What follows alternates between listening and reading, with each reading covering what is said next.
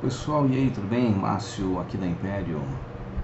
Pessoal, a Império, esse ano de 2024, está trabalhando aula de inglês online de forma totalmente diferente. Um preço único, onde você determina o número de horas que você deseja fazer conforme a sua necessidade e conforme a sua disponibilidade. Você pode optar por fazer 4 horas mensais, 8, 12, 16, podendo chegar até 20 horas, dependendo da sua necessidade e da sua disponibilidade. O custo mensal é de R$ 750.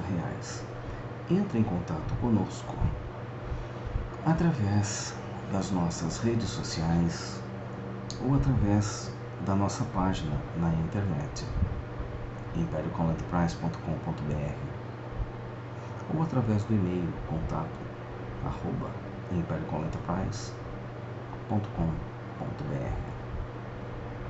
Bom, vamos a mais uma dica gramatical interessante. É o seguinte. Perdão. Falaremos a respeito do verbo think. É o verbo pensar. É um verbo irregular. O passado é thought e o particípio é thought. Pronúncia é thought. T-H-O-U-G-H-T. Thought. Passado e particípio. Agora, vamos observar o verbo think, sendo utilizado junto com o ponto gramatical presente perfeito. Vamos observar a sua característica e saber o que ele quer dizer.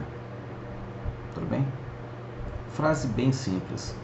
I have thought. I have thought. Agora veja bem, o passado particípio do verbo pensar é pensado. Aí, se pegarmos I have thought, vamos traduzir eu tenho pensado. Agora, paremos e pensemos. Ao falarmos eu tenho pensado, não passa a ideia de que você começou a pensar e não parou de pensar? Parece uma forma contínua. Eu tenho pensado muito nisso. Tem um problema aí. O nativo da língua inglesa não entende dessa forma, porque ao falarmos I have thought, ele entende eu pensei. Ou seja, estado concluído. Primeiro, porque o verbo think, ele é um verbo mental. Ele é um verbo abstrato e ele é um verbo o quê? De estado. Verbo mental, verbo de estado e verbo abstrato. Você não trabalha ação nenhuma. Não existe prática de ação. Certo? Existe. Por que ele é um verbo de estado? Porque quando você fala eu penso, I think, você encontra-se em estado pensativo. Pode reparar que utilizar o presente simples, I think, eu penso, é uma forma contínua também. Certo? É diferente daquele estado contínuo, mas é uma forma contínua. Eu penso. Eu penso em estudar todos os dias. I think of studying every day. I think about studying every day. E aí?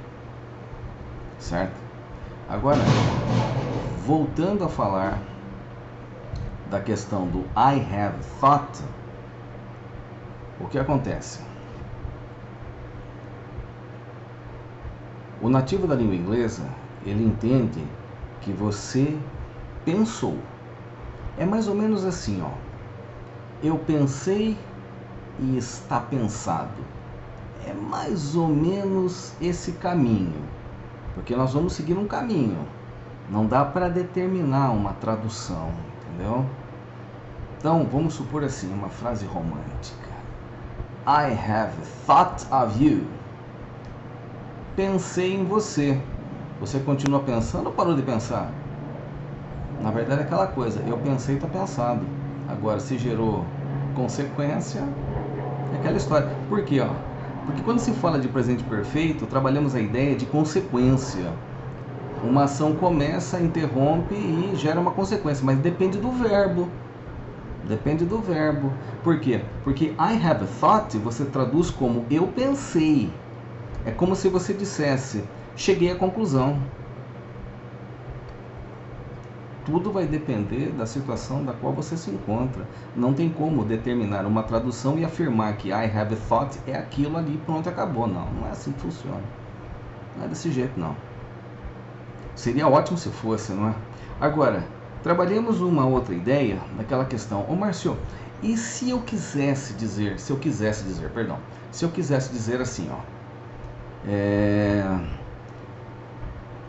eu estou pensando muito a respeito. Aí você não utiliza o presente perfeito, você utiliza o presente perfeito contínuo. I have been thinking about it. I have been thinking about it. Por quê? Porque eu tenho estado a pensar a respeito. Ou seja, eu encontro-me em estado pensativo sobre alguma coisa. Agora, só que tem um pequeno probleminha também na questão do I've been thinking about it. Porque ele tem duas linhas de raciocínio. Porque aí passa a ideia de que você pode encontrar-se em estado pensativo, como quem diz, eu ainda não cheguei à conclusão, como também pode passar a ideia, por exemplo, de que você chegou à conclusão traduzindo da seguinte forma: eu estive pensando a respeito. Ou seja, nesse caso, o seu estado foi interrompido. Por quê? Porque você chegou a uma conclusão, sim ou não. E aí, como é que você vai discernir isso? Tudo varia de contexto. Parece simples, é simples, desde que você mude a sua maneira de pensar, desde que você pare com aquela ideia fixa de querer traduzir para poder entender. Aí não vai ter jeito. Querer traduzir para poder entender não vai dar jeito. Não vai ter jeito, porque é complexo demais a questão. Portanto, é assim, I have thought, podemos entender assim, houve um efeito após o estado pensativo. Nesse caso, I have thought, ele passa a ideia do efeito após o estado pensativo ter encerrado-se. Agora, o I have been thinking, ele pode mostrar que você encontra-se em estado pensativo, como quem diz, eu ainda não cheguei a uma conclusão, por essa questão eu ainda estou pensando, porque você pode traduzir como eu estou pensando, tá? Ou eu estive pensando. Por exemplo, um filme de 1991, eu acho, Harley Davidson e Marlboro Man, Caçada Sem Tréguas, com Don Johnson e o Mickey Rourke. Numa conversa entre os dois, o Don Johnson fala: "Damn you, Harley, where have you been?" Quer dizer, os dois estão ali, cara a cara. Diacho, Harley, onde esteve? Where have you been? Aí o personagem do Mickey Rourke responde, né? I've been outside of Dallas fixing some bikes. Aí Don Johnson fala, for 2 years. Aí o personagem de Mickey Rourke responde novamente, né? I've been thinking about life. I've been thinking about life. Quer dizer, meu Harley, onde esteve? Caramba, Harley, onde esteve? Olha, eu estive fora de Dallas. Não é? I've been outside of Dallas. Eu estive fora de Dallas, fixing some bikes, consertando algumas motos, não é? For 2 years, por 2 anos, né? I've been thinking about life. Eu estive pensando na vida. É como quem diz, e aí, chegou a alguma conclusão? Quer dizer, se ele está ali no momento, não teria como ele dizer que eu tenho estado a pensar na vida. É que ele voltou. Ele voltou e pensou assim, ó, quer saber de uma coisa? É melhor voltar. Ele chegou a uma conclusão e voltou. Então, o problema está no contexto. Por isso que é legal quando você assiste um filme, certo? Você presta atenção no diálogo, na situação, sabe? Para você começar a entender como funciona a aplicação da estrutura gramatical, certo? Olha aí, ó, não vou falar que é uma dica assim fácil, uma dica bacana eu diria, certo? Mas que exige um pouco mais, tá? Do nosso esforço para aumentar um pouco mais a nossa compreensão, tá? Uma outra coisa, vou aproveitar a oportunidade aqui agora de dizer que a Império, ela também tem um escritório virtual, onde pode estar, como se diz, sanando suas dúvidas em relação a tópicos gramaticais, tá? É o escritório virtual. Você pode estar contratando o escritório virtual para que você possa tirar as suas dúvidas gramaticais também. Tudo bem? Olha aí, Márcio Antunes, aqui da Imperial Call Enterprise. Eu vejo vocês no próximo vídeo.